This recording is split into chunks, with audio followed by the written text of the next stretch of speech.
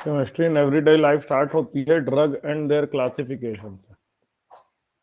देखो ड्रग क्या होता है, they are chemicals of low molecular mass, जिसकी मॉलिक्यूलर मास कितनी होगी 100 से लेकर के 500 यू तक होती है। यू मतलब क्या होता है, एटॉमिक मास यूनिट होता है। यू हम लोग बोलते हैं एटॉमिक मास यूनिट को, एटॉमिक मास यूनिट, जिसका 100 से लेके 500 एटॉमिक मास यूनिट तक उसका मॉलिक्यूलर मास होता है, और जो बायोलॉजिकल रिस्पॉन्स क्रिएट करता है, ठीक है, जो कि क्या है, कुछ बायोलॉजिकल चेंजेस करेंगे। मैक्रो मॉलिक्यूलर टारगेट, टारगेट किसको बोलेंगे, जैसे प्रोटीन हो गया, एंजाइम्स हो गया, कार्बोहाइड्रेट हो गया, ये सबको मैक्रो मॉलिक्यूलर टारगेट बोलते हैं। If the biological response is therapeutical and useful, समझे, वो यूजफुल है, these chemicals are called medicine. अगर वो यूजफुल है, कुछ ना कुछ हम लोग को मतलब लाभ दे रहे हैं, तो उसको हम लोग क्या बोलेंगे, मेडिसिन कहेंगे, समझे। तो they are use to diagnose, prevention and treatment of disease. अब आता है क्लासिफिकेशन ऑफ ड्रग्स में। ड्रग्स को अलग अलग तरीके से क्लासिफिकेशन किया जाता है on the basis of pharmacological effect. दवाई के रूप में अगर हम लोग देखेंगे तो कई सारे होते हैं, जैसे एनाल्जेसिक हो गया, जो किलिंग इफेक्ट, जो पेन किलिंग इफेक्ट होता है जिसके अंदर। एंटीसेप्टिक हो गया, जो क्या करता है, ग्रोथ ऑफ माइक्रो ऑर्गेनिज्म को रोकता है या माइक्रो ऑर्गेनिजम्स को ही खत्म कर देता है, ऐसे करके। मतलब बेसिकली ये समझ लो कि जो डॉक्टर हम लोग को रिकमेंड करते हैं, वो सब क्या हो जाते हैं, हमारे फार्मास्यूटिकल फार्माकोलॉजिकल ड्रग्स हो जाएंगे। दूसरे हो जाएंगे स्ट्रक्चर के बेसिस पे। स्ट्रक्चर के बेसिस पे होते हैं, कई तरह के स्ट्रक्चर होते हैं ड्रग्स के, ठीक है, जो है ड्रग्स के कुछ कॉमन स्ट्रक्चरल फीचर होते हैं जिनके सिमिलर फार्माकोलॉजिकल इफेक्ट होंगे। जैसे ये किसका हो गया, सल्फोनामाइड्स का स्ट्रक्चर हो गया। फिर आते हैं ड्रग्स अगले में, मॉलिक्यूलर टारगेट, कौन से टारगेट को इफेक्ट कर रहे हैं। जैसे कार्बोहाइड्रेट को टारगेट करने वाला ड्रग होगा, लिपिड को टारगेट करने वाला ड्रग होगा, प्रोटीन को टारगेट करने वाला ड्रग होगा, न्यूक्लिक एसिड को टारगेट करने वाला ड्रग होगा। ऐसे करके अलग अलग तरह के टारगेट वाले ड्रग्स होता है, जो मॉलिक्यूलर टारगेट को हम लोग टारगेट को क्या करेंगे, अटैक करेंगे। ज्यादातर जो होता है प्रोटीन को टारगेट करने वाले ही ड्रग्स होते हैं, क्योंकि हमारे बॉडी में ज्यादातर जो है ना प्रोटीन और एंजाइम्स ही होते हैं। एंजाइम भी कुछ और नहीं होता, प्रोटीन होता है। फिर आता है ड्रग टारगेट इंटरैक्शन, ठीक है। अब देखो हम लोग पहले पढ़े बायोमोलिक्यूल्स में कि हमारे बॉडी में कई सारे मैक्रोमोलिक्यूल्स होते हैं जो अलग अलग फंक्शन करते हैं। जैसे प्रोटीन का फंक्शन क्या है, हमारे प्रोटीन, जो प्रोटीन हमारे बॉडी में बायोलॉजिकल कैटलिस्ट का काम करता है, उनको क्या कहते हैं, एंजाइम्स कहते हैं, ठीक है। जो कम्युनिकेशन सिस्टम में के लिए हमारे बॉडी में रिस्पॉन्सिबल रहता है, उनको क्या कहा जाता है, रिसेप्टर कहा जाता है, ठीक है। Carrier proteins carry polar molecules across the cell membrane. Carrier protein जो होते हैं वो पोलर मॉलिक्यूल्स को कैरी करते हैं। कैरियर प्रोटीन जैसे हमारा हो गया ब्लड, समझे, ब्लड, वो जो है हमारे बॉडी में पोलर मॉलिक्यूल्स को कैरी करते हैं। जैसे न्यूक्लिक एसिड हो गया, इनके इसके अंदर कोडेड जेनेटिक इंफॉर्मेशन होता है, ठीक है। अब एंजाइम्स देखो कैसे काम करता है। एंजाइम्स कैटालिटिक के जैसा कैसे काम करेगा, देखो एंजाइम क्या करेगा, सबस्ट्रेट, सबस्ट्रेट मतलब क्या हो गया, जिसके ऊपर केमिकल रिएक्शन हो रहा है, उसको हम लोग क्या बोलते हैं, सबस्ट्रेट कहते हैं। तो एंजाइम सबसे पहले क्या करता है, एक्टिव साइट के ऊपर चले जाता है। ये इसको क्या बोलते हैं, एक्टिव साइट। एंजाइम का कुछ खाली जगह रहेगा, वहां पर चले जाएगा, सुटेबल पोजीशन ले लेता है, ठीक है। और substrate can bind through enzymes, enzymes के थ्रू बाइंड होता है, आयोनिक बॉन्ड या हाइड्रोजन बॉन्ड या वैंडर वाल्स इंटरेक्शन या डाइपोल डाइपोल इंटरेक्शन, किसी ना किसी फोर्स के द्वारा वो क्या हो जाएगा, बाइंड हो जाएगा, समझे। तो वो क्या करता है, उसको सरफेस एरिया प्रोवाइड कर देता है केमिकल रिएक्शन होने के लिए। तो उसी के कारण से क्या होता है कि एंजाइम्स के कारण से कोई भी जो सबस्ट्रेट है या कोई भी बॉडी के अंदर जो बायोलॉजिकल प्रोसेस होगा, वो क्या हो जाता है, तेज हो जाता है। दूसरा, एंजाइम्स का काम क्या है, फंक्शनल ग्रुप प्रोवाइड करता है, समझे। फंक्शनल ग्रुप प्रोवाइड करेगा जो कि सबस्ट्रेट को अटैक करेगा और उसी के कारण से केमिकल रिएक्शन होगा। तो पहला काम क्या करता है, पहला काम ये करता है हमारा एंजाइम, वो क्या करता है, एक्टिव साइट प्रोवाइड करता है, समझे, जहां पर सबस्ट्रेट जा करके बाउंड हो जाएगा। दूसरा उसको क्या करता है, फंक्शनल ग्रुप प्रोवाइड करता है। वो फंक्शनल ग्रुप जो है जो सबस्ट्रेट के साथ अटैक करके, अब देखो ड्रग और एंजाइम का कैसा रिएक्शन होता है, एंजाइम इनहिबिटर्स होते हैं। ड्रग्स में क्या हो गया, enzymes inhibitor. Drugs can inhibit the activities of enzyme. They can block the binding site of the enzyme, thus preventing the binding of substrate, or they can inhibit the catalytic activity of enzymes. क्या करेगा, drugs जो है ना वो enzyme का जो active site था जहां पर सबस्ट्रेट जाकर के मिल जा रहा था उसको ब्लॉक कर देता है, उसको ब्लॉक कर देता है। जैसे क्या है, चाहते हो कि कोई एंजाइम का एक्टिविटी कम हो जाए,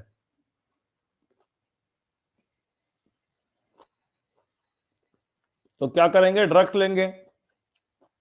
डॉक्टर अपने को दवाई देगा एक्टिविटी को कम करने के लिए, वो क्या करेगा, एंजाइम की एक्टिव साइट को ब्लॉक कर देगा। तो ये है। दूसरा क्या है, drugs can inhibit the attachment of substrate on active site of enzymes by the in the following way. अब देखो किस तरह से करता है, दो तरह के इनहिबिटर्स होते हैं, कॉम्पिटिटिव इनहिबिटर्स और एक होते हैं नॉन कॉम्पिटिटिव इनहिबिटर्स। देखो क्या करेगा, ये कॉम्पिटिटिव इनहिबिटर्स क्या होंगे, कॉम्पिटिटिव इनहिबिटर्स वो होते हैं, उस तरह के ड्रग्स होते हैं जो कि कंपीट करेगा नेचुरल सबस्ट्रेट का। देखो नेचुरल सबस्ट्रेट भी एक्टिव साइड में जाना चाहेगा और जो कॉम्पिटिटिव इनहिबिटर्स हैं वो भी उस सबस्ट्रेट में जाना चाहेगा, तो वो क्या करेगा, वो कंपीट करेगा और जो है एक्टिव साइट में खुद ही चले जाएगा।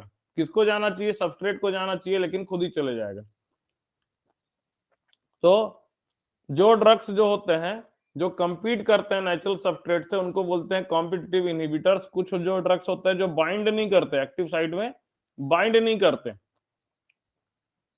they bind to different site of enzymes called allostatic site and changes the shape of active site। दूसरे जगह में जो है बाइंड कर जाएंगे और एक्टिव साइट के ही शेप को क्या कर देंगे, चेंज कर देंगे, जिस तरह से सबस्ट्रेट उसको रिकॉग्नाइज ना कर सके। तो जो हम लोग बोलते हैं ना, कई सारे जो ड्रग्स हैं वो हमारे बॉडी में साइड इफेक्ट प्रोड्यूस करते हैं, उसका एक यही है। यहाँ पर जो है हम लोग ड्रग्स लेते हैं, एंजाइम्स को इनहिबिट कर देता है वो, तो जो नेचुरल फेनोमेना है उसको क्या कर देगा, कम कर देगा। अब आते हैं नेक्स्ट, रिसेप्टर्स। रिसेप्टर्स क्या होते हैं, हमारे बॉडी में पूरा कम्युनिकेशन सिस्टम जो चल रहा है, ब्रेन जो है कम्युनिकेट करता है बॉडी के हर पार्ट्स में। आवाज आ रही कि नहीं आ रही, ब्रेन यस सर, आ रहा है। बॉडी के हर पार्ट में कम्युनिकेट करता है, किसके थ्रू करता है, कुछ प्रोटीन होते हैं जिनको क्या कहा जाता है, रिसेप्टर्स कहा जाता है।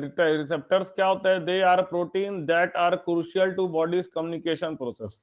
बॉडी के कम्युनिकेशन प्रोसेस के लिए बहुत ज्यादा क्रूशियल्स होते हैं। ठीक है, ये क्या रहते हैं, रिसेप्टर प्रोटीन जो है वो सेल मेम्ब्रेन के अंदर घुसे रहते हैं, such that their small part possessing active site project out of the surface of the cell membrane and opens to outer region of the cell membrane। इसका जो बाइंडिंग साइट होता है, देखो ये क्या है, रिसेप्टर दिख रहा है यहाँ पर डायग्राम में, ये क्या है, रिसेप्टर है। रिसेप्टर का जो बाइंडिंग साइट रहता है ना, सेल मेम्ब्रेन के बाहर में रहेगा। रिसेप्टर्स के जो बाइंडिंग साइट होते हैं वो क्या होता है, सेल मेम्ब्रेन के बाहर रहते हैं। तो जो भी चीजें आएंगी, जो कम्युनिकेशन वाला जो चीज होगा वो इसी के थ्रू होता है। अब देखो क्या होगा, जैसे कोई केमिकल मैसेंजर आया तो वो बाइंडिंग साइट में जाकर के चिपक जाएगा, वो बाइंडिंग साइट में जाकर के चिपक जाएगा और सेल को जो है मैसेज मिल जाता है, बाइंडिंग साइट के ऊपर जाकर के चिपकता है और जो सेल है उसको क्या मिल जाता है, मैसेज मिल जाता है। तो chemical messengers are chemical in the body through which a message between the two neurons और between neuron to muscle is communicated। दो न्यूरॉन के बीच में कम्युनिकेशन होगा या न्यूरॉन और मसल्स के बीच में कम्युनिकेटेड होगा। They are received at binding site of receptor protein. Binding site पे मिलता है to accommodate a messenger, shape of receptor site changes and bring about the transfer of message into the cell. Shape change हो जाएगा, transfer of message आ जाएगा। समझे, ये body का समझ लो कि क्या है, बॉडी का जो है कम्युनिकेशन सिस्टम है। इसी से जो ब्रेन है या न्यूरॉन्स है, ये सारे जो मसल से क्या करते हैं, कनेक्ट होते हैं। अब देखो जो भी लोग नशा करते हैं तो क्या होता है, देखो ड्रग्स कुछ और नहीं होता, एक ऐसी चीज है जो नशा करता है। जो हमारे बॉडी में ना कई सारे जो ड्रग्स होते हैं जो नशा करवाते हैं, तो क्या करता है, ये जो मैसेज वाला सिस्टम है इसी को क्या करेगा, इफेक्ट करेगा। कोई भी आदमी नशा करता है तो वही क्या होता है, मैसेज वाला सिस्टम इफेक्ट हो जाता है। Drugs that bind to the receptor site, जो रिसेप्टर साइट में बाइंड हो जाते हैं, and inhibit the natural function are called antagonist. इनको क्या कहा जाता है, एंटागोनिस्ट कहा जाता है। इनको कहा जाता है एंटागोनिस्ट। समझ में आ रहा है बात, जो कि उसके रिसेप्टर साइट में ही वो क्या करेंगे, बाइंड हो जाएंगे। उनको क्या कहा जाता है, एंटागोनिस्ट कहा जाता है। ठीक है, अगर मैसेज की ब्लॉकिंग जरूरी है तो ये दवाई दी जाती है। There are other types of drug that mimic the natural messenger by switching on receptor. These are called agonist. समझे, रिसेप्टर को स्विच ऑन कर देता है। कई बार रिसेप्टर ब्लॉक हो जाते हैं, उनको स्विच ऑन जो करेगा, समझे, जो रिसेप्टर ब्लॉक हो जाएंगे, समझे, कम्युनिकेशन प्रॉपर नहीं हो पा रहा है, तो उसको जो दिया जाता है उनको एगोनिस्ट कहा जाता है। समझे,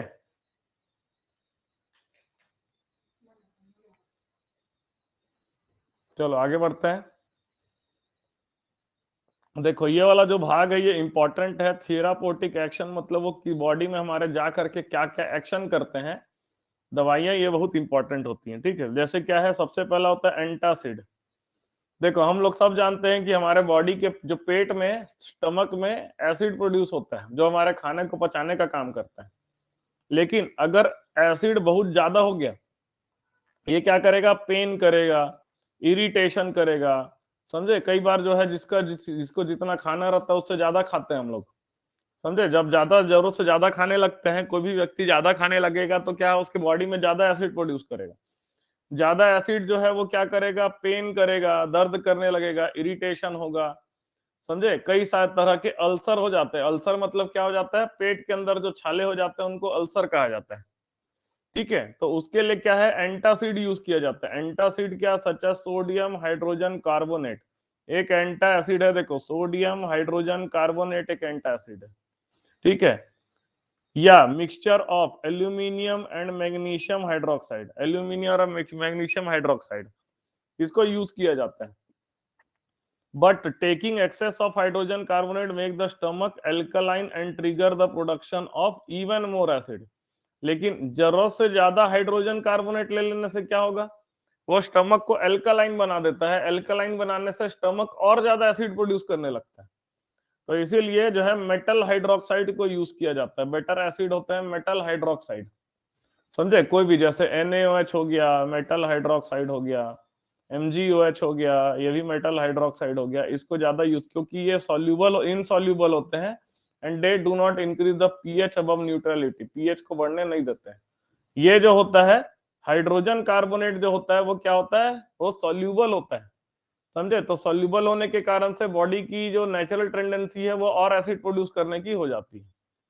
तो ये है, देखो एक क्वेश्चन आ सकता है कि why metal hydroxide are better antacid as compare to that of hydrogen carbonate. उसका यही लिखना है कि they are insoluble and they do not increase the pH above neutral, neutral से ज्यादा पीएच बढ़ने नहीं देता है। अब आता है हिस्टामाइंस, एंटी हिस्टामाइंस। हिस्टामाइन पहले क्या होता है उसको समझते हैं। Histamine is a potent vasodilator. Vasodilator मतलब क्या होता है, जो कि स्मूथ मसल्स को कॉन्ट्रैक्ट करने का काम करता है। हमारे बॉडी में कई तरह के मसल्स होते हैं, बायो वाले हो तो तुम लोग ज्यादा अच्छे से जानोगे। स्मूथ मसल्स को कॉन्ट्रैक्ट करने का काम करता है, ब्रोनकाई को कॉन्ट्रैक्ट करने का काम करता है, रिलैक्सिंग अलग दूसरे अलग अलग तरह के जो मसल्स होते हैं उनको रिलैक्स करने का काम करता है। ठीक है, ब्लड वेसल्स को रिलैक्स करने का काम करता है। Histamines are responsible for nasal congestion. सर्दी जो होती है हमारे, सर्दी सर्दी जो होती है वो भी हिस्टामाइंस के कारण से ही होता है। समझे, जैसे सर्दी में जो नाक में अलग तरह का जो सेंसेशन होता है ना, वो सब हिस्टामाइन की बॉडी के अंदर हिस्टामाइन है उसके कारण से होता है। एलर्जी हो जाएगा तो भी होगा। ठीक है, तो सिंथेटिक ड्रग्स, कुछ ड्रग्स होते हैं जो क्या करते हैं, एंटी हिस्टामाइन का काम करते हैं। सर्दी होगा डॉक्टर के पास जाओगे तो ये तुमको ये सब ड्रग देगा, ब्रोम फेनाई फिनाइरामाइन, डाइमेटैप बोलते हैं इसको, या टेरफेनाडिन, सेल्डाइन, ये सब जो है एंटी हिस्टामाइंस होते हैं। तो ये क्या करेंगे, जब जो है ये जो हिस्टामाइंस जरूरत से ज्यादा वर्क करने लगेंगे तो वो भी क्या होगा, हमारे बॉडी के लिए सही नहीं रहता है। मसल्स स्मूथ कर दे, स्मूथ मसल्स को रिलैक्स करने के लिए, ब्रोंकाई को रिलैक्स करने के लिए, तो उसको मतलब जरूरत से ज्यादा हो रहा है, बीमारी जैसा मतलब क्या है, तुम्हारे बॉडी में कुछ इरिटेशन प्रोड्यूस करेगा। जैसे सर्दी हो जा रही है, नाक जो है तुम्हारा क्या हो जा रहा है, नाक एकदम जम जा रहा है, उस समय डॉक्टर क्या देगा, एंटी हिस्टामाइन देगा तुमको। अब देखो न्यूरोलॉजिकल एक्टिव ड्रग्स होते हैं कई सारे, समझे। न्यूरोलॉजिकल एक्टिव ड्रग्स ये क्या करेंगे, रिसेप्टर्स को इफेक्ट करेंगे। जो मैं रिसेप्टर्स बताया था अभी, उसको इफेक्ट करेंगे। उसमें देखो सबसे पहला होता है they affect the message transfer mechanism from nerve to receptors, इसको इफेक्ट करेगा। नर्व से रिसेप्टर्स तक का जो मैसेज ट्रांसफर मैकेनिज्म है उसको क्या करता है, इफेक्ट करता है। They are class of chemical compound use for treatment of stress. जैसे क्या हो गया, किसी को स्ट्रेस है तो क्या हो गया, स्ट्रेस अगर समझते हैं, स्ट्रेस क्या होता है, स्ट्रेस अगर बोलेंगे तो क्या होगा तुमको, जैसे क्या हो गया, जनरली जो आदमी रहता है उसको किसी ना किसी चीज का डर होता है। स्ट्रेस बेसिकली डर है, समझे। जैसे क्या हो गया कि तुम लोग को अभी डर लग रहा होगा कि एग्जाम में क्या होगा, तो उसके कारण तुम्हारा जो दिमाग है ना, वो क्या करेगा, उसको उसके कारण से बॉडी में कई सारी चीजें, जैसे ये समझ लो कि जब भी तुमको स्ट्रेस होगा तो स्ट्रेस क्या करेगा, ब्रेन को तुरंत एक्टिव कर देता है। ब्रेन क्या करता है, बहुत सारे ये समझ लो कि स्ट्रेस जैसी होगा तुम्हारा ऑटोमेटिकली ब्लड प्रेशर को इंक्रीज कर देगा। सबसे पहले ब्लड प्रेशर बढ़ता है, समझे, ब्लड प्रेशर बढ़ जाएगा। दूसरा चीज क्या हो जाएगा, इंसुलिन का प्रोडक्शन को बढ़ा देगा, इंसुलिन के प्रोडक्शन को बढ़ा देता है। तो ये सारी चीजें जो है वो क्या करती हैं, बॉडी में हमारे अलग अलग तरह के एक्टिविटी करते हैं, अलग अलग तरह की परेशानी पैदा करती है, ठीक है। मेंटल डिजीज हो जाएगा, mild to even severe mental disease हो सकता है। तो उसके कारण से they form essential component of sleep. Tranquilizers क्या करते हैं, स्लीपिंग पिल्स। जैसे क्या करेगा, ट्रैंक्विलाइजर जैसे ही हम लोग लेंगे, ट्रैंक्विलाइजर्स कुछ ऐसी दवाइयां होती हैं जो क्या करेंगे, मैसेज ट्रांसफर मैकेनिज्म को ही क्या कर देगा, रोक देगा। तो रोक देने से क्या होगा, तुमको जो स्ट्रेस वाली फीलिंग है, स्ट्रेस के कारण से जो केमिकल तुम्हारे बॉडी में इंजेक्ट कर दे रहा था ब्रेन, वो क्या कर देगा, कम कर देगा, समझे। वो केमिकल जो है तुम्हारे मसल्स में जाएंगे ही नहीं, समझ लो, उसको रोक देगा। तो तुमको क्या करेगा, अच्छा सेंसेशन फील होता है, आदमी को फिर नींद आने लगता है। स्लीपिंग पिल्स में बहुत ज्यादा क्या है, ये काम आता है। स्लीपिंग पिल्स का एसेंशियल कंपोनेंट होता है ट्रैंक्विलाइजर। दे रिलीव एंजाइटी, किसी को एंजाइटी हो गया, स्ट्रेस, इरिटेबिलिटी या excitement bye including sense of wellbeing, ये क्या फील करवाएगा तुमको, अच्छा अच्छा फील कराएगा, समझे, एकदम अच्छा अच्छा फील कराएगा। तो उसी के कारण से क्या होगा, हमें अच्छा फील होगा तो क्या होगा, हमें नींद आएगा, हमें खुशी होगी, हमारा स्ट्रेस कम हो जाएगा, या बोल सकते हैं कि हमारा जो है एंजाइटी कम हो जाएगा, एक्साइटमेंट फील होगा। तो कई लोगों को क्या है, ये जो ट्रैंक्विलाइजर्स दी जाती है, जिनको डिप्रेशन हो जाती है, ट्रैंक्विलाइजर दी जाती है, तो उनको आदत हो जाती है उस चीज की। क्योंकि ट्रैंक्विलाइजर लेने में तुमको अच्छा फील होगा। जैसे क्या है, जो नशा करते हैं ना लोग, नशा करने के बाद क्या होता है, अच्छा फील होता है। तो ट्रैंक्विलाइजर लेने के बाद बहुत अच्छा फील होगा, नशा से भी बढ़कर है वो, समझ लो। तो इसीलिए जब ये दवाइयां दी जाती हैं तो जो है, जो भी व्यक्ति है उसको जीवन भर ये दवाइयां खानी पड़ती है। तो हम लोग सुने होंगे कि जो डिप्रेशन की गोली एक बार खा लिया उसको जीवन भर खाना पड़ेगा। अब अगला आता है एनाल्जेसिक। एनाल्जेसिक क्या होता है, ये पेन को रिड्यूस करेगा या खत्म कर देगा, without causing impairment of consciousness, mental confusion, incoordination और पैरालिसिस, ये सब जो है नहीं करेगा। मतलब नर्वस सिस्टम को डिस्टर्ब किए बिना जो तुम्हारे पेन को कम कर दे, उन्हें एनाल्जेसिक कहा जाता है, समझे। ट्रैंक्विलाइजर भी तुम्हारे पेन को कम करेगा, लेकिन वो नर्व सिस्टम को इफेक्ट करेगा। अब एनाल्जेसिक जो होते हैं वो दो तरह के एनाल्जेसिक होते हैं, जैसे non narcotic analgesic. Non narcotic analgesics मतलब जो नर्व सिस्टम को इफेक्ट नहीं करता है, और कुछ एनाल्जेसिक होते हैं जो नर्व सिस्टम को इफेक्ट करते हैं। जैसे एस्पिरिन की दवाई जो होती है, पैरासीटामोल की जो दवाई हम लोग खाते हैं, तो हमारा पेन कम हो जाता है, समझे, लेकिन वो नॉन नार्कोटिक है, उससे तुमको नशा नहीं होगा। अब कुछ जो है मॉर्फिन, जैसे सुने होंगे, कई बार पिक्चर में देखे होंगे कि जो जिनको बहुत ज्यादा चोट लगा रहता है, मॉर्फिन की गोली खा लेते हैं या मॉर्फिन के इंजेक्शन ले लेते हैं, उनका तुरंत दर्द खत्म हो जाता है, लेकिन वो नशा भी करते हैं।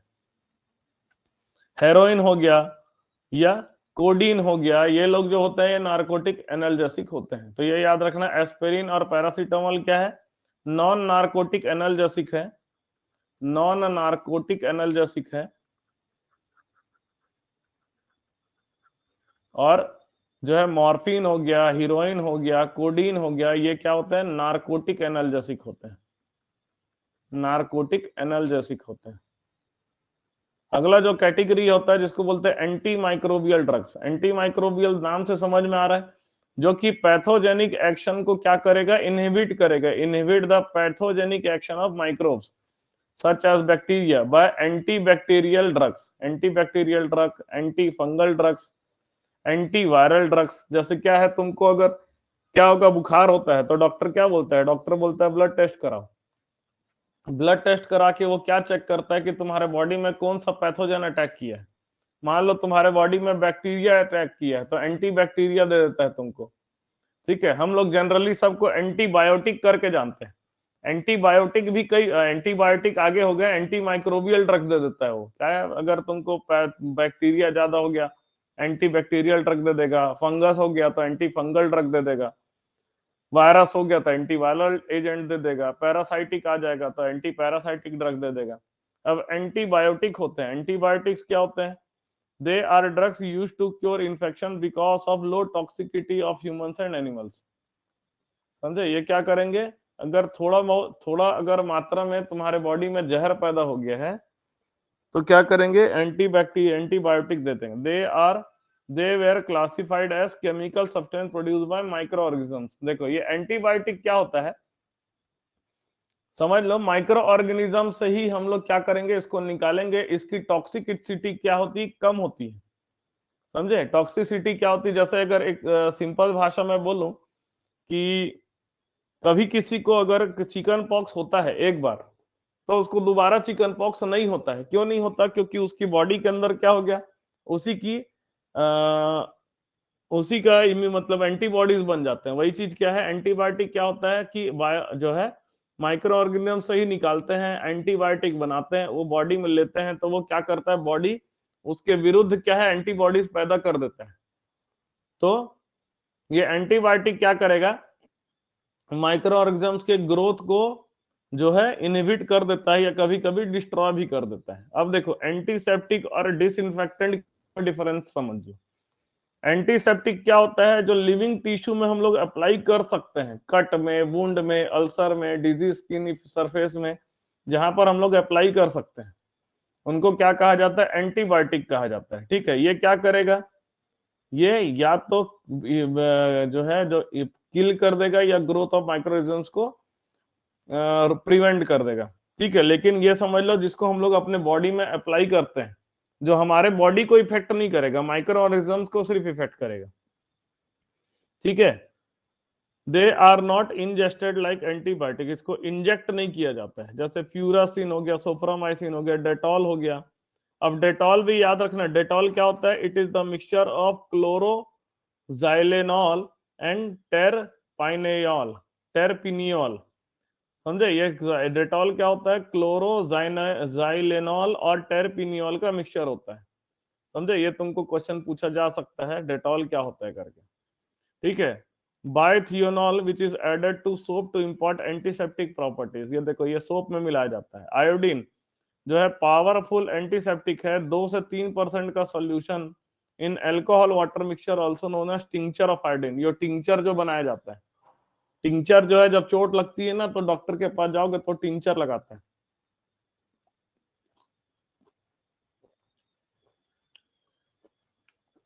और आयोडो फॉर्म जो है वो वुंड के एंटीसेप्टिक का काम करता है। अब देखो एंटीसेप्टिक क्या होता है, सर एंटीसेप्टिक के बाद जिसको क्या है, हाँ क्या बोल रहे हो, सर जिसको वुंड में लगाया जा सकता है उसको एंटीसेप्टिक बोलते हैं। और डिसइंफेक्टेंट क्या हो जाएगा, जिसको वुंड में नहीं लगा सकते। समझे, एंटीसेप्टिक का ही जो है हाई पावर समझ लो डिसइंफेक्टेंट है। इसको कहाँ लगाया जाता है, घर में जो है फ्लोर साफ करने में, इंस्ट्रूमेंट साफ करने में, ड्रेनेज टॉयलेट वगैरह साफ करने में जो हम लोग यूज करते हैं उसको क्या बोलते हैं, डिसइंफेक्टेंट कहा जाता है। उसको क्या कहा जाता है? डिसइंफेक्टेंट कहा जाता है। समझे? कुछ सब्सटेंस ऐसे होते हैं जो एंटीसेप्टिक और डिसइंफेक्टेंट दोनों की तरह काम कर सकते हैं। समझे? दोनों की तरह काम कर सकते हैं। अगर उसका ज्यादा कंसंट्रेशन और कम कंसंट्रेशन है तो एंटीसेप्टिक की तरह काम करता है। तो जैसे जैसे ये समझ लो, फिनॉल फिनॉल जो होता है वो एंटीसेप्टिक की तरह भी काम करता है और डिसइंफेक्टेंट की तरह भी काम करता है। जैसे अगर हम लोग बात करें कि 2%, 0.2% सॉल्यूशन फिनॉल का जो होगा वो क्या करेगा? एंटीसेप्टिक की तरह काम करेगा।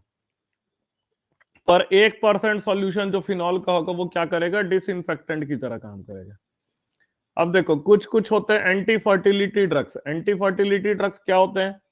जैसे फैमिली प्लानिंग किसी को करना है, बर्थ कंट्रोल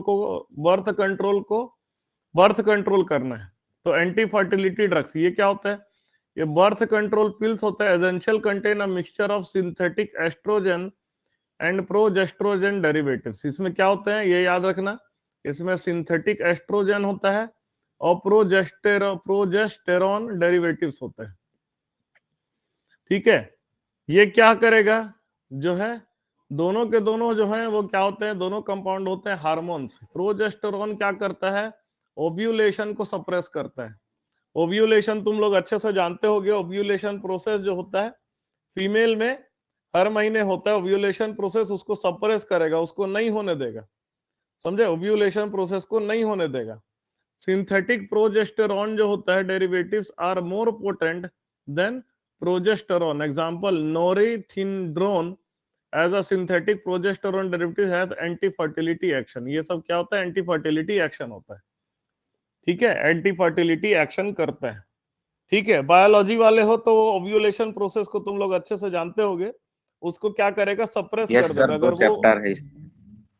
हाँ, तो उसी को जब सप्रेस कर देगा तो जो फर्टिलाइजेशन प्रोसेस होगा वो क्या हो जाएगा? इनहिबिट हो जाएगा, तो बर्थ कंट्रोलिंग हो जाती है। पर इसका अपना साइड इफेक्ट, इसका भी अपना अपना साइड इफेक्ट होता है।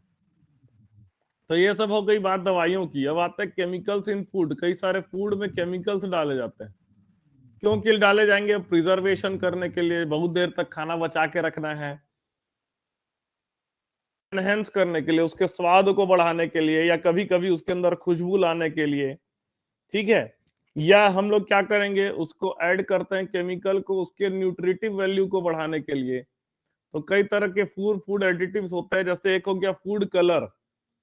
सुने हो गया, जितना भी हम लोग चाउमीन मंचूरियन खाते हैं सब में फूड कलर डाला जाता है, उसको कलर दिखाने के लिए। लाल दिखेगा तो भाई बच्चे को, जो भी खाने जाएगा उसको अच्छा फील होगा, अरे यार मस्त होगा टेस्ट, ऐसा करके। पीला पीला रहता है तो टेस्ट अच्छा नहीं दिखता हो। फ्लेवर और स्वीटनर ऐड करने के लिए। ठीक है? फ्लेवर्स एंड स्वीटनर ऐड करता है। फैट इमल्सिफायर के जैसा काम करता है। Flour improver, anti staling agents या ब्लीचेस, एंटीऑक्सीडेंट होते हैं। और नेचुरल सप्लीमेंट्स, मिनरल्स, विटामिन और एमिनो एसिड्स के नेचुरल सप्लीमेंट्स होते हैं। अब सबको एक एक करके देखते हैं। आर्टिफिशियल स्वीटनिंग एजेंट क्या होता है? देखो, कुछ कुछ ऐसे स्वीट्स होते हैं जिसके अंदर न तो न के बराबर या की कम कैलोरी होती है। समझे? जिसको natural sweetener, where as natural sweetener जैसे सुक्रोज हो गया, ऐड टू कैलोरी इनटेक। समझे? देखो, कई तरह के मीठे होते हैं जो कि शुगर लेवल को नहीं बढ़ाते, या बोलेंगे उसके अंदर कैलोरीज। और कुछ जो जो हम लोग शुगर, जो शक्कर खाते हैं उसके अंदर कैलोरी बहुत होती है, कैलोरी इनटेक बहुत ज्यादा होती है। तो क्या करेंगे? जैसे किसी को डायबिटिक है, डायबिटिक पर्सन जो है, and those who want to control their intake of calorie, कई सारे लोग जो होते हैं अपने कैलोरी इनटेक को कंट्रोल करना चाहते हैं। तो उसके लिए क्या हो गया? ऑर्थो सल्फोबेंजीमाइड, जिसको साधारण भाषा में कहा जाता है सैकरिन। ये first popular artificial sweetening agent है जो 550 टाइम्स मीठा होगा शक्कर से। जो क्या बोलते हैं, केन शुगर हो गया, केन शुगर से जो 550 गुना जो है मीठा रहता है। लेकिन ये बॉडी में जैसा खाए हो वैसी निकल जाता है, बॉडी में कुछ भी कैलोरी को नहीं बढ़ने देता। समझे? तो ये तुम लोग को क्वेश्चन आता है कि नेम एन आर्टिफिशियल शुगर, तो आर्टिफिशियल शुगर का नाम याद रखना ऑर्थो सल्फोबेंजीमाइड, या जिसको क्या कहा जाता है, सैकरिन भी कहा जाता है, ये वाला पार्ट याद रखना। ठीक है, ये हार्मलेस होता है और एकदम इनर्ट रहता है, तो ये हार्मलेस बोला जाता है, लेकिन किडनी जो है, किडनी को इसको निकालना होता है, तो किडनी को इफेक्ट करता है ये। ठीक है, अगला आते हैं हम लोग एस्पर्टेम। एस्पर्टेम क्या होता है, ये जैसे अलग अलग एग्जांपल देखेंगे। एस्पर्टेम जो है ये भी क्या होता है, artificial most successful and widely used sweetener. It is रफली 100 times as sweet as cane sugar, 100 गुना रहता है। Methyl ester of dipeptide formed from aspartic acid and phenyl alanine, इससे बना रहता है। ठीक है, ये अनस्टेबल होता है कुकिंग टेम्परेचर में। It is used in, its use is limited to cold food and soft drink. समझे, टेम्परेचर बढ़ाने से ये क्या होता है, अनस्टेबल हो जाता है, इसलिए इसको कोल्ड फूड और सॉफ्ट ड्रिंक में यूज किया जाता है। अगला आते हैं एलिटेम। एलिटेम जो होता है हाई पोटेंसी स्वीटनर होता है, ज्यादा स्टेबल होता है, but control of sweetness of food is difficult while using. Sweetness को कंट्रोल नहीं कर पाओगे, थोड़ा थोड़ा मिलाने से। बहुत ज्यादा पोटेंसी का रहता है, थोड़ा भी मिला दिए तो मिठास बहुत ज्यादा बढ़ जाएगा, तो ये होता है। दूसरा सुक्रालोस। सुक्रालोस ये क्या हो गया, trichloro derivative of sucrose. Sucralose क्या होता है, ट्राइक्लोरो डेरिवेटिव ऑफ सुक्रोज होता है। Its appearance and taste are like sugar, it is stable at cooking temperature, does not provide calories. ठीक है, ये थोड़ा सा ज्यादा बेटर हो गया। अब आते हैं फूड प्रिजर्वेटिव में, समझ में आया? तो आर्टिफिशियल स्वीटनर अच्छे से आ गया समझ में क्या चीज है। अब हम लोग आते हैं फूड प्रिजर्वेटिव में। Food preservative, they prevent, food preservative क्या करेगा, स्पॉइलेज ऑफ फूड को प्रिवेंट करेगा due to microbial growth. Microbial growth से जो फूड स्पॉइल हो जाता है उसको क्या करता है, प्रिवेंट करता है। अब क्या होता है फूड प्रिजर्वेटिव, टेबल सॉल्ट, नमक जो होता है ये क्या करेगा, फूड प्रिजर्वेटिव का काम करेगा। शुगर भी फूड प्रिजर्वेटिव का काम करता है। तेल, जैसे अचार में हम लोग तेल डाल देते हैं, बहुत सारा तेल डाल देंगे, बहुत सारा नमक डाल देते हैं, तो अचार जो है खराब ही नहीं होता।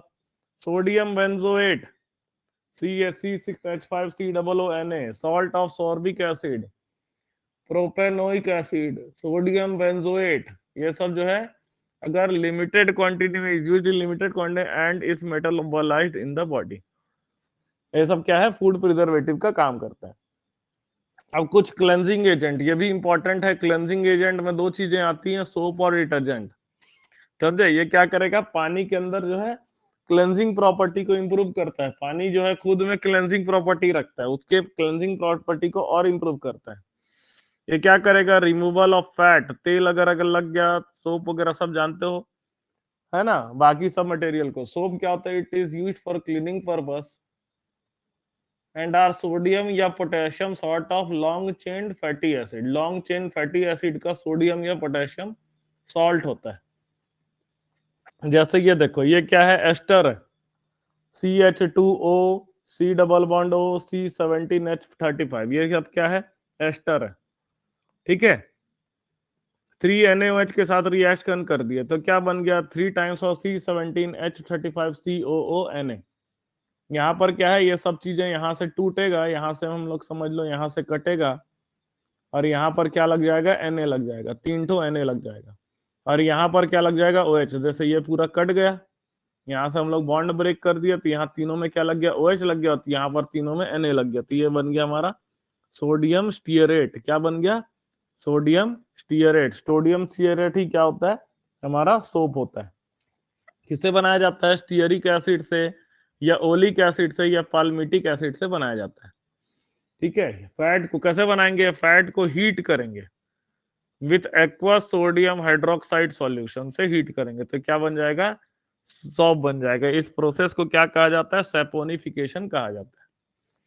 समझे, तो क्या हो गया, इसमें हाइड्रोलाइज हो गया। ठीक है, अब सोप अलग अलग तरह के सोप होंगे, जैसे टॉयलेट सोप होता है, समझे, ये बहुत अच्छे क्वालिटी के सोप होते हैं। समझे, इसमें एल्कली को रिमूव कर दिया जाता है, excess of alkali is removed. जैसे ये क्या बना, ये एल्कली बना, ग्रिसलॉल, ये क्या बना, एल्कली होता है, उसको रिमूव कर दिया जाता है। समझे, इसमें कलर और परफ्यूम ऐड कर दिया जाता है, जो कि ये ज्यादा अच्छे से, टॉयलेट सोप समझ लो क्या चीज है। समझे। दूसरा ट्रांसपेरेंट सोप होता है, देखो soap they are made by dissolving the soap in ethanol, soap को इथेनॉल में डिसॉल्व कर देता है, and evaporating the excess solvent, उसके एक्सेस सॉल्वेंट को इवेपोरेट कर देता है। अब मेडिकेटेड सोप बनाया जाता है जिसमें मेडिसिनल वैल्यूज होती हैं, ठीक है। अगर किसी को ईचिंग वगैरह ज्यादा होता है तो डॉक्टर उसको बोलता है मेडिकेटेड सोप को यूज करो। शेविंग सोप होता है जिसके अंदर ग्लिसरॉल होता है, contain glycerol to prevent rapid drying, rapid drying नहीं होगी इसमें, सूखता नहीं है जल्दी। A gum called rosin is added while making it to form sodium rosinate with which leather well, ये इसमें कुछ चीज हम लोग मिलाते हैं, रोजिन मिलाते हैं जिसके कारण लेदर ज्यादा, झाग ज्यादा निकलेगा। अब लॉन्ड्री सोप क्या होता है, जिसके अंदर फिलर्स होते हैं like sodium rosinate, sodium silicate, borax और सोडियम कार्बोनेट होता है लॉन्ड्री सोप में। अब देखो सोडियम हार्ड वाटर में क्यों नहीं वर्क करता, इसका इंपॉर्टेंस है। हार्ड वाटर में क्या होता है, कैल्शियम क्लोराइड होता है, समझे। कैल्शियम क्लोराइड होता है या मैग्नीशियम क्लोराइड होता है, समझे, जो कि इनसॉल्युबल सॉल्ट होते हैं, ठीक है। ये क्या बना देगा, देखो ये N2NaCl प्लस ये बना देगा, इनसॉल्युबल सॉल्ट होता है, समझे। तो ये क्या होगा, in fact the scum so separate offer hindrance to the soap action. अब इसमें जो स्कम बन गया है इसको क्या बोलेंगे, स्कम बोलते हैं। ये सोप एक्शन को क्या कर देगा, रोक देता है, समझे। सोप एक्शन को क्या कर देगा, रोक देगा। तो इसी कारण से और क्या हो गया, ये चिपक भी जाता है, जैसे इसकी जो स्कम है ना वो क्या होगा, कपड़ों में चिपक जाएगा, अगर जो है बाल धोगे तो बाल में चिपक जाएगा, समझे। तो जितने भी हार्ड वाटर होते हैं वहां पर ये जो सोप है वो काम नहीं करते, ठीक है। आगे आता है डिटर्जेंट, डिटर्जेंट काम आएगा उसमें, ठीक है। डिटर्जेंट का क्या होता है, लिमिटेशंस होते हैं कुछ कुछ। The problem of using detergent is that if their hydrocarbon chain is highly branched, then bacteria cannot degrade this easily, and their slow degradation lead to accumulation. इसका एक प्रॉब्लम यह है कि ये डिकम्पोजिबल नहीं होता, अगर इसके ब्रांच चेन ज्यादा रहेंगे तो बैक्टीरिया उसको डिकम्पोज नहीं कर पाता, तो डिग्रेडेशन नहीं हो पाता। तो ये सब जो रिवर वगैरह में पहुंच जाते हैं और उसके कारण से सीवेज डैमेज हो जाएगा, पानी खराब होने लगेगा, पानी पॉल्यूट होने लगेगा, ठीक है। तो ये सब जो है, now a day the branching of hydrocarbon chain is control and kept to minimum, unbranch chain can be degradable more easily and pollution is prevented. जो है ज्यादा ब्रांचिंग वाला जो है, देखो क्या हो गया है, डिटर्जेंट और सोप, सोप में ब्रांचिंग ज्यादा नहीं होती है, समझे। ब्रांचिंग ज्यादा नहीं होती है, डिटर्जेंट में ब्रांचिंग बढ़ा देते हैं। तो डिटर्जेंट क्या करता है, डिटर्जेंट जो है हार्ड वाटर में भी अच्छा काम करता है, लेकिन ज्यादा ब्रांचिंग बढ़ाने से दिक्कत क्या होता है कि वो बायोडिग्रेडेबल नहीं रह जाते, ये एक प्रॉब्लम है डिटर्जेंट का, ठीक है। तो यही है कि डिटर्जेंट का खासियत यह है कि ब्रांचिंग बढ़ने से वो सोपिंग एक्शन उसकी बढ़ जाती है, समझ में आ रहा है बात। लेकिन ब्रांचिंग बढ़ने से वो बायोडिग्रेडेबल नहीं रह जाते। तब क्या है, अब जो है नए नए जो डिटर्जेंट बन रहे हैं वो कंट्रोलिंग जो है उसकी ब्रांचिंग को कंट्रोल करके बना रहा है। अब देखो कुछ कुछ इंपॉर्टेंट चीजें हैं। कीमोथेरेपी किसको बोलते हैं, use of chemical for therapeutic effect. Anti histamines क्या होता है, drug which is to interaction of histamines with receptors. Tranquilliser किसको बोलते हैं, जो केमिकल कंपाउंड होते हैं जो एंजाइटी, मेंटल डिस्ट्रेस, स्ट्रेस, ये सब चीजों में काम आते हैं। They are use to abolish pain without affecting the nervous system. Antipyretic drugs किसको बोलते हैं, जो बॉडी टेम्परेचर को कम करता है, antipyretic drug. Broad spectrum antibiotic किसको बोलते हैं, एंटीबायोटिक्स विच किल और inhibit wide range of gram positive and gram negative bacteria. ये सब का जो है डेफिनेशन पूछा जा सकता है। ब्रॉड स्पेक्ट्रम एंटीबायोटिक क्या होता है, सैपोनिफिकेशन क्या होता है, involves preparation of soap by heating fat with aqueous solution of NaOH। जब हम लोग सोप को प्रिपेयर करते हैं, हीट फैट को हीट करके, तो उसको बोलते हैं सैपोनिफिकेशन। अब देखो ये क्या होता है, chemical agent which helps in curing ailment, उनको ड्रग्स कहा जाता है। They can have side effect if taken in higher doses than dose recommended. Chemotherapy क्या होता है, involves use of chemicals by therapeutic effect, समझे। थेरापेटिक इफेक्ट को use करके जो है उसको कीमोथेरेपी कहा था। Drug interact with target molecule such as carbohydrate, protein, lipid etcetera. Food additive किसको बोलते हैं बता चुका हूँ, प्रिजर्वेटिव्स होते हैं जो फूड के स्पॉइलेज को रोकते हैं। स्वीटनिंग एजेंट किसको बोलते हैं, जिसमें कैलोरी नहीं होती। एंटीऑक्सीडेंट होंगे, एडिबल कलर्स होते हैं, न्यूट्रिशनल सप्लीमेंट्स, ये सब चीजों को क्या कहता है, फूड एडिटिव कहा जाता है।